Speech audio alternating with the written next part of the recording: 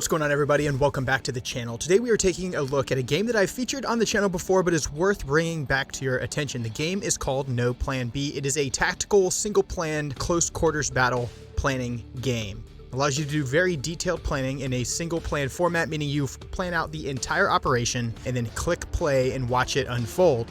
And the way that this works is you actually do the planning while you are in a rehearsal space. So it actually looks like a training or a mock-up version of the actual mission. You have a little bit of intelligence about what to expect, a set of assigned goals to accomplish before you actually go into the mission.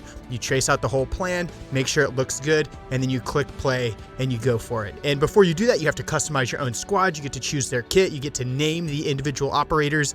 You get to even use my patch in the game. So if you want to put the CPG patch on your operator, you can do that. There's other patches from other content creators.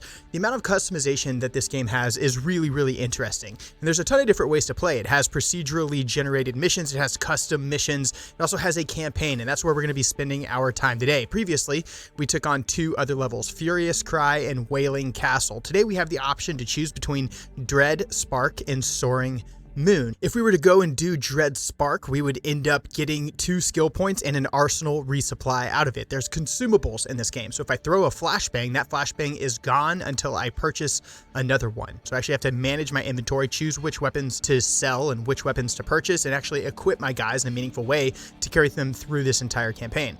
I also have this mission called Soaring Moon. This is a smaller one, and the threat is relatively low. We only have 1 minute to accomplish all of the tasks in there, which is to stop an ongoing siege. Today we are going to take on Soaring Moon because it's a little bit simpler. It'll allow us to get through it a little bit faster, and as we plan through it, I'm going to use this opportunity to describe my actions and how I would take on this close quarters battle assault. And here you can see the actual rehearsal space. The camera in this game is something I think is really cool because it's 3-dimensional. You can zoom in, you can zoom out, you can change the depth of field, and it gives you these great cinematic shots. It also gives you the chance to take on the mission and then play it all back in real time using a cinematic playback feature that puts the entire mission into one silky, smooth replay. If we go over here and look at my squad, these guys that have Z's over their head, that means that they have done consecutive operations. So I have a bunch of guys that are pretty worn out, and for that reason, they're going to perform lesser, potentially. And if we go down the line, you can see here, that's me, pairs. My health is at 102 out of 150, so that's carrying over from round to round, so I have to be very careful about when and how I take damage. I've got a designated marksman. I have a bunch of other assaulters, and I notice here, looking at these guys, that some of them aren't wearing the same kit. So let's go ahead and fix that now. But first, let's take a look at this mission. So the goal here is to stop the siege. That means we have to clear this entire space in 1 minute. We just have to kill all the baddies, rescue any good guys that might be in there, and get out alive. Now, what's the best way to go about doing this? Well, looking at it, I've got a breach here, I've got a breach here, and I've got a breach here. I also have some sniper overwatch positions available on these Humvees. So I think I am going to put a sniper outside, probably right here. The reason I say right here is because while he won't be able to see the rest of this room, he will be able to see this avenue of approach. So by putting a sniper right here, if anyone from this room or this room floods that door, he's going to be able to take a precision shot to stop that intruder from doing that. He also can provide early warning in the event that he doesn't take a shot. If I was to use this space over here, I'd be able to see more of this room, but I wouldn't have eyes on this breach. So if there's guys moving back and forth through this breach, or if I miss a shot here, I would have less time to take a snapshot through that doorway. So I think I am going to put a sniper over there. That is going to be my boy Fodder. Let's throw Fodder on that Humvee, give him a M24 equivalent, and call him good to go. So Fod is in position. Now, how does this clearance go down? Well, by putting Fodder over here, I have effectively cut the map in half. I've isolated this portion of the map from this portion of the map. That means I can work this portion without having to really be super concerned about this, at least immediately. So I think that's what we are going to do. So I do have the opportunity here to consider going simultaneous through multiple breaches. I could flood this breach and this breach at the same time, or this breach and this breach, or any other combination therein.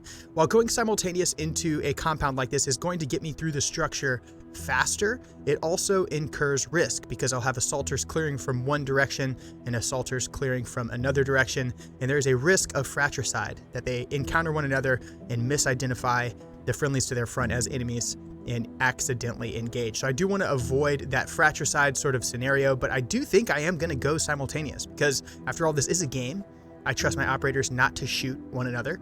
And it's just worth mentioning how inherently complex that decision really is to go simultaneously into two different structures. So what I think I want to do is ignore this portion of the map, at least initially, and instead just lock it down with one dude pulling security on that door, solve this problem first, and then this problem. So I'm going to go ahead and trace all of that out, and then I will explain the plan, and then we'll go ahead and watch it and see how it goes.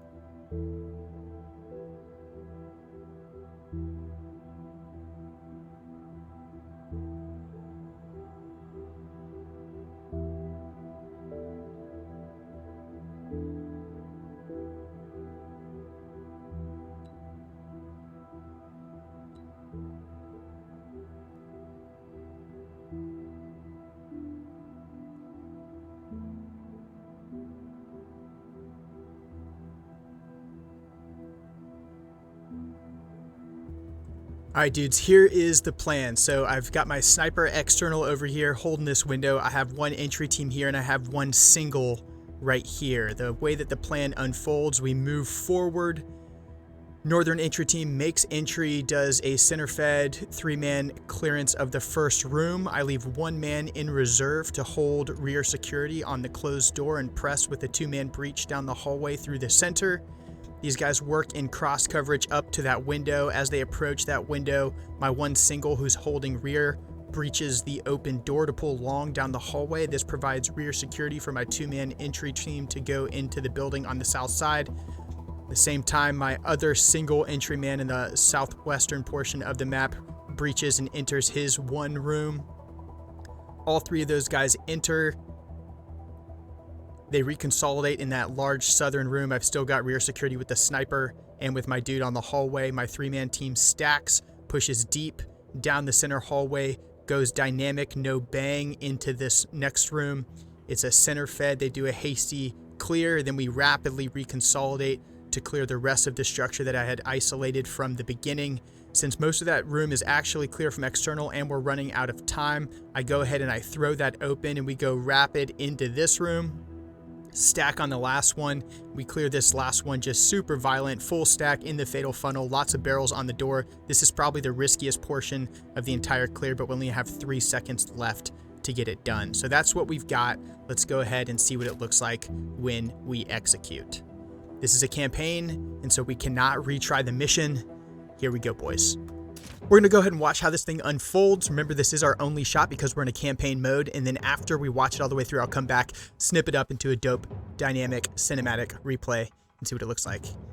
Here we go. Remember, we do have that one sniper over here. So if you see a shot come through the window, that's what that is.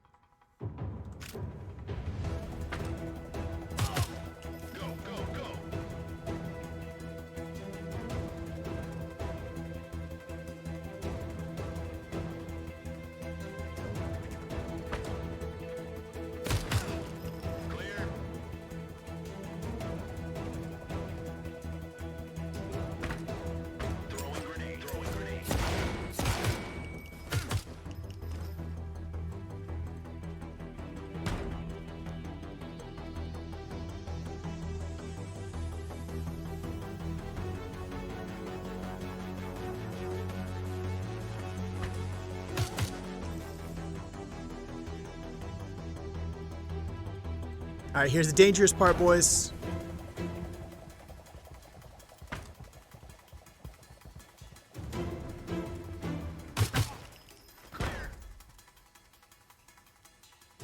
Oh man, mission success. I think we took 1 hit in there, but not too shabby. All hostiles have been eliminated.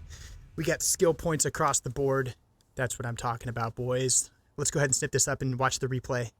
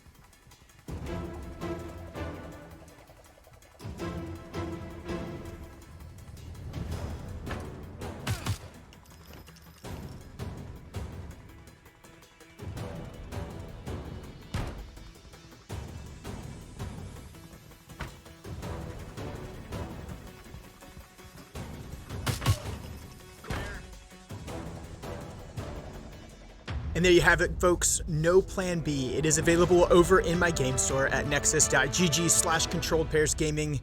Grab a copy, support the channel, support this indie developer. This game is a gem. It's very unique. There's not quite anything else out there just like it. I'm Controlled Pairs. This has been No Plan B, and I'll see you guys in the next one.